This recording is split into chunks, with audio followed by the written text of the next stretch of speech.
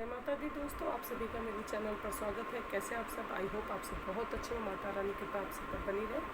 सो दोस्तों, आज का जो वीडियो है वो है कन्या पूजन हमें कैसे करना है, किस समय करना है हमें कन्या पूजन, और नवरात्रि में अष्टमी और नवमी कब है।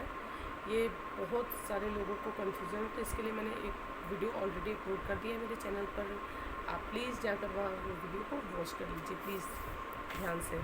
और मैं इसमें भी बता दूंगी आपको शॉर्टकट तरीक़ों से। बाकी उसमें मैंने एकदम डिटेल में आपको बता दिया है कि कैसे आपको अष्टमी और नवमी का व्रत कब करना है, ठीक है, और विजयदशमी कब मनानी है, तो ये मैंने आपको बता दिया है। आज का जो विषय है वो मैंने आपको बता दिया, कन्या पूजन हवन। तो जो भी भक्त माता रानी के जो भी भक्त हैं जो व्रत 8 दिन का करते हैं, यानी अष्टमी पूजन करते हैं, अष्टमी के दिन कन्या खिलाते हैं, अष्टमी के दिन हवन करते हैं, उन्हें अष्टमी का व्रत जो है वो 11 अक्टूबर को रखना है। जी हाँ, 10 अक्टूबर को नहीं रखना है, क्योंकि सप्तमी और अष्टमी एक साथ होने पर सप्तमी मान्य होगा, अष्टमी का मान्य नहीं रहता। तो आपको 11 अक्टूबर को व्रत रखना है। महाअष्टमी का माँ महागौरी का पूजन करना है। माता रानी को श्रृंगार का जो सामग्री भी चढ़ाई जाती है अष्टमी पर, वो भी 11 तारीख को ही चढ़ाई जाएगी। तो 11 तारीख को ही आपको सुबह के समय कन्या पूजन कर लेना है, क्योंकि 12:07 के बाद से नवमी तिथि शुरू हो जाएगी। तो आपको कन्या पूजन सुबह दोपहर के 12 बजे से पहले आप कर लीजिए, हवन कर लीजिए, कन्या पूजन कर लीजिए। और जो भी भक्त माता रानी के 9 दिन का व्रत रखते हैं, 9 दिन का उपवास करते हैं, नवमी में हवन पूजन करते हैं, कन्या पूजन करते हैं, वो 12 अक्टूबर को 10:58 तक कन्या पूजन कर लेंगे। और कन्या पूजन अब कैसे करना है चलिए वो बताते हैं। हवन भी आपको, मतलब हवन व्रत जो भी आप पूजा पाठ करते हैं, हवन करेंगे, कन्या पूजन करेंगे, वो 10:58 तक आपको कर लेना है, यानी 11 बजे से पहले कर लेना है। तो अब चलिए मैं आपको बताती हूँ कि हमें अष्टमी और नवमी वाले दिन हवन कैसे करना है या कन्या पूजन कैसे करना है। तो सबसे पहले हवन सामग्री मेरे चैनल पर वीडियो है, प्लीज़ आप जाके वहाँ पे मेरे वीडियो वॉच करिएगा कि हवन सामग्री कैसे बनानी है। तो आप सप्तमी में अष्टमी वाले सप्तमी पे ही अपना हवन की सारी तैयारी करके रख लें, और जो नवमी पे हवन करते हैं वो अष्टमी को ही अपनी सारी तैयारी करके रख लें, क्योंकि इस बार जो है समय सुबह बहुत कम है, तो इसलिए हवन भी करना है आपको, माता रानी के लिए भोग प्रसाद भी बनाना है, कन्या पूजन भी करना है, तो ये सब समय से पहले हो जाना चाहिए।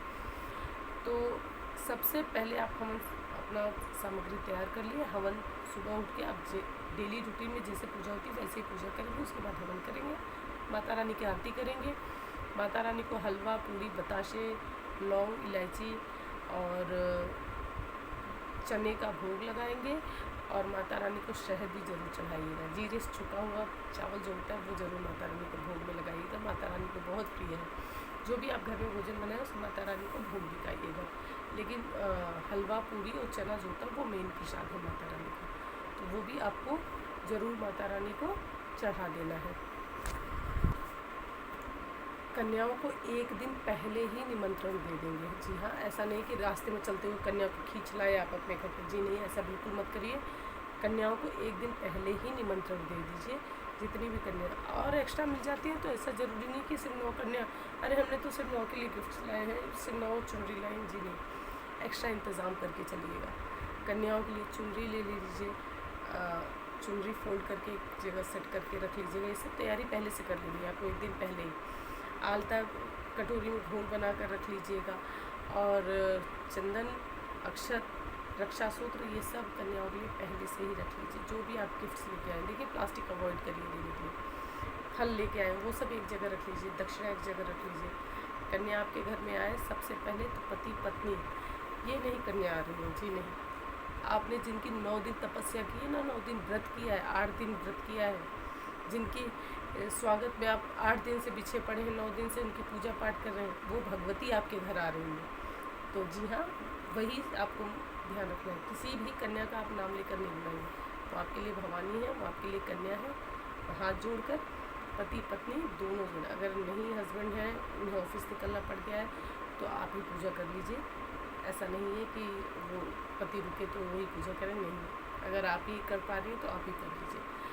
कोशिश करिए दोनों जन साथ में करें।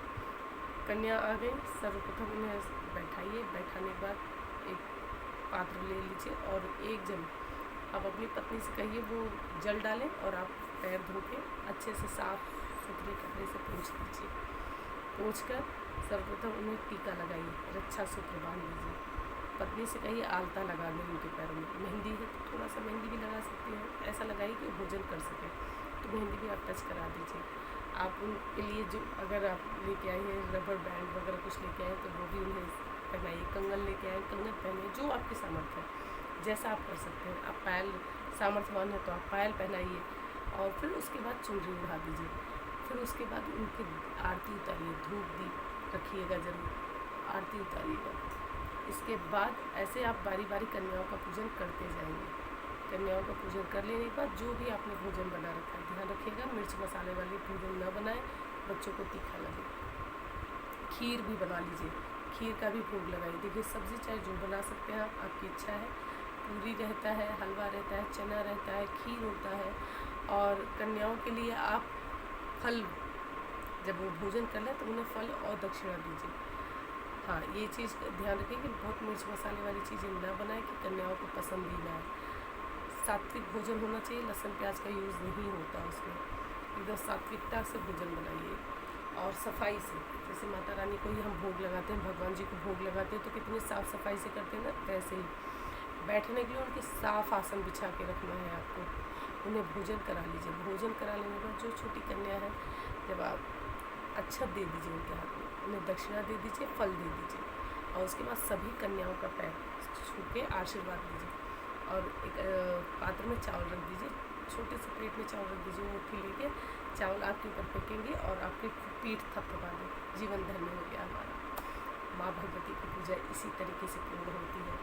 इस तरीके से आप करेंगे तो आप देखेंगे ना, आपके जन्मों जन्मों के जो पाप हैं, जन्मों की जो दरिद्रता है वो सब दूर हो जाएगी।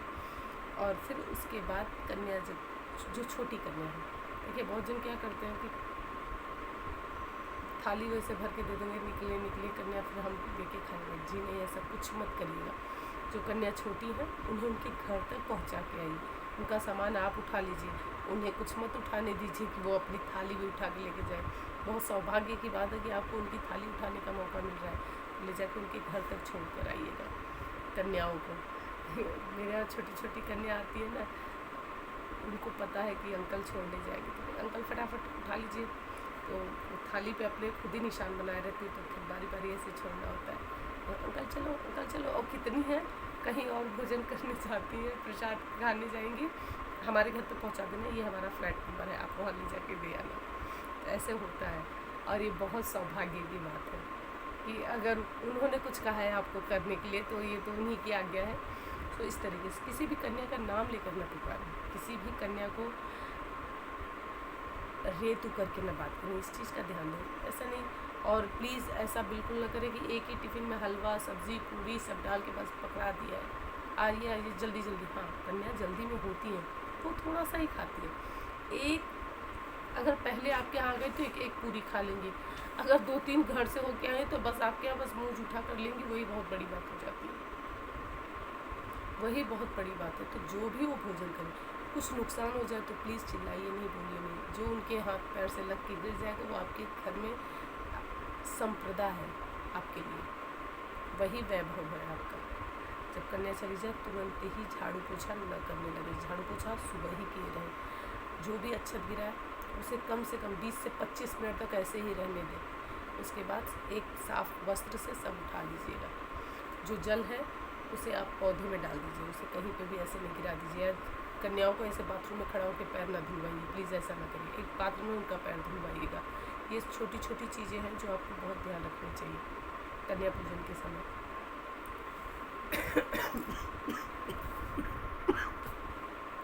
खांसी आ गई बहुत तेज,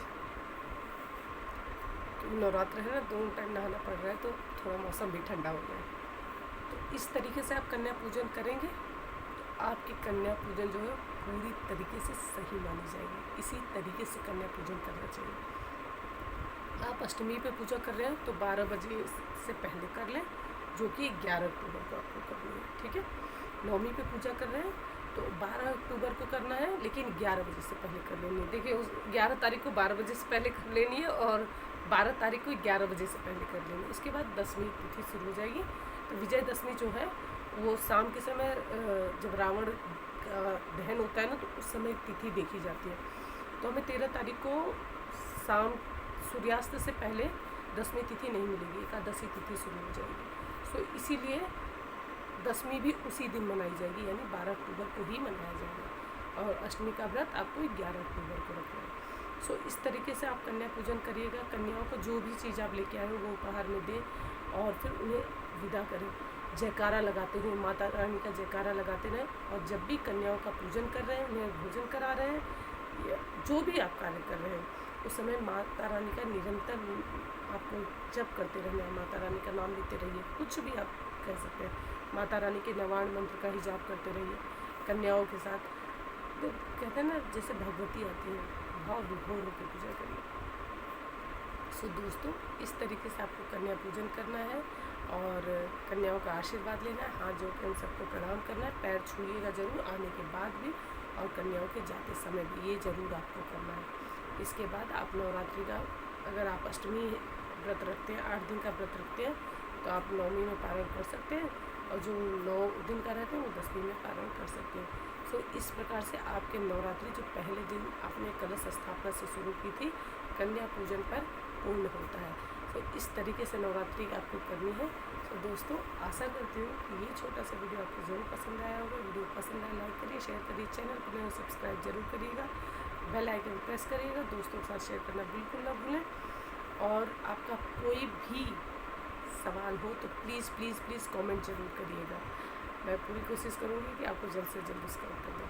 आशा करती हूँ कि ये वीडियो आपको पसंद आएगा। मैं मिलती हूँ आपसे नेक्स्ट वीडियो में। तब तक के लिए जय माता दी, जय माता दी।